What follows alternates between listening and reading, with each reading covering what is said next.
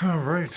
Well, after a long day of work here, we're still not officially open, still part of the pandemic, as you can imagine.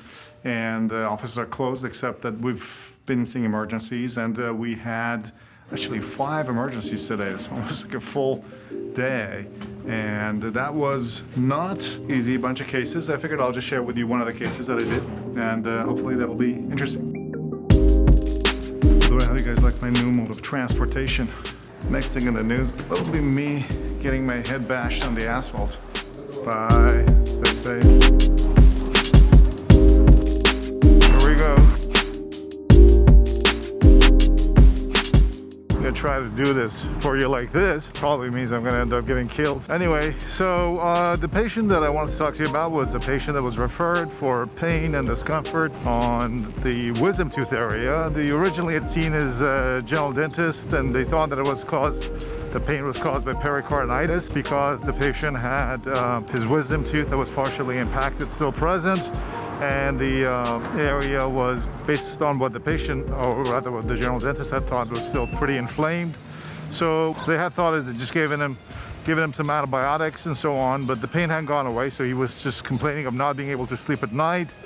Lots of pain and throbbing as soon as it was nighttime. So we realized there's probably something else going on than pericarditis. So the patient was referred to me for an evaluation and treatment of pain. And what I did is we basically took a look at the tooth, and it became clear that the problem wasn't just from the wisdom tooth, because the second molar clearly was having some symptoms associated with it as well, to the thermal test and so on. So we took a CT to find out what's going on, and the CT was showing clearly, perhaps due to decay, but it's actually turned out to be external root desorption, and it's kind of a cervical root desorption as a result of this impingement by the wisdom tooth. So the problem was actually irreversible pulpitis, and the source of the pain was the irreversible pulpitis on the second molar.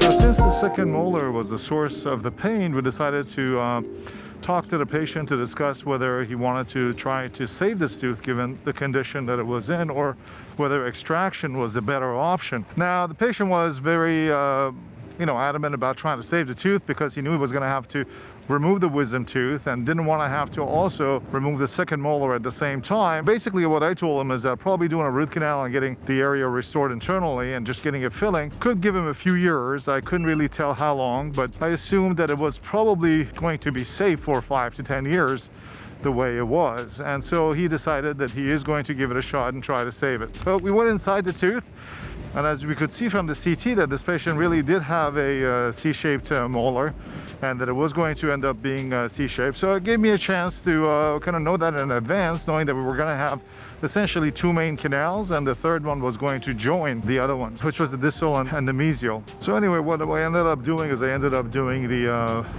instrumentation, and I used the new system that we've developed that is going to be available soon, but it's not on the market yet, and it's the ESR CM, which is the same type of a reciprocating instruments that we've had as ESR, but this is a whole different system that is a little more efficient, much more efficient rather than the ESR, and it does not have progressive tapers. It has, on the other hand, it has standardized tapers. So I used the tooth was, because it was a young patient relatively, it was open enough that I essentially put this, after using the orifice opener, I used the size 3004 ESR CM, and then immediately a 4004 ESR CM, and was prepared very quickly and efficiently to a size 4004. So after that, I essentially placed the sealer, and I filled the canals with hydraulic condensation, injecting the sealer in there. And then afterwards, what I did is I placed some BC sealer into that resorptive lesion that was inside there, and I filled the rest of the whole thing up with the BC liner. Now what I did, because I wanted to have this restoration BC liner be in there for a long time, I just put a rim bonding agent right in the coronal 3mm and the enamel around the tooth. I also beveled the enamel so that I could get a little bit better bonding there, and then placed the liner, and that was it.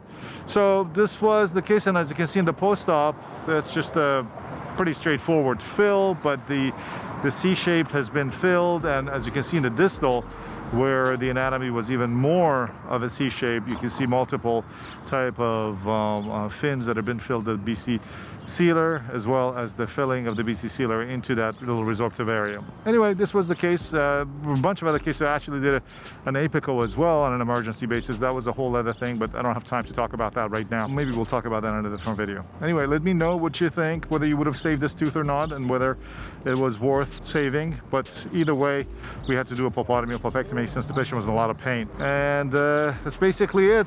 We're starting back the office next week, so hopefully things are going to get back to normal. Of course, we've been seeing patients all along throughout this time, but officially Massachusetts is opening up next week. We'll see how things go. I'll keep you guys abreast. I'd love to hear if you guys are already open, what are you guys doing? So make sure you write down in the comments below what you've been up to. I'd love to hear that. All right, guys, stay safe, and I'll talk to you soon.